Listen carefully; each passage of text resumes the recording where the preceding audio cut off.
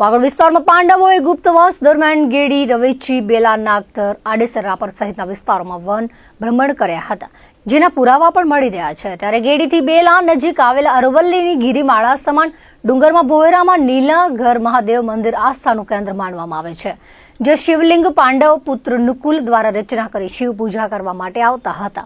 આ નીલાઘર મહાદેવનો વાગડ વિસ્તારમાં અનેરો મહિમા છે. ત્યારે ગિરિમાળાની વનરાવન વિસ્તારમાં આવેલા આ રમણીય સ્થળ પર આજના સમયમાં કોઈ ભૌતિક સુવિધાઓ નથી. ઘુડખર અભયારણ્ય વિસ્તારમાં આવેલા આ સ્થળ પર જવા માટે કોઈ પાકી સડક નથી.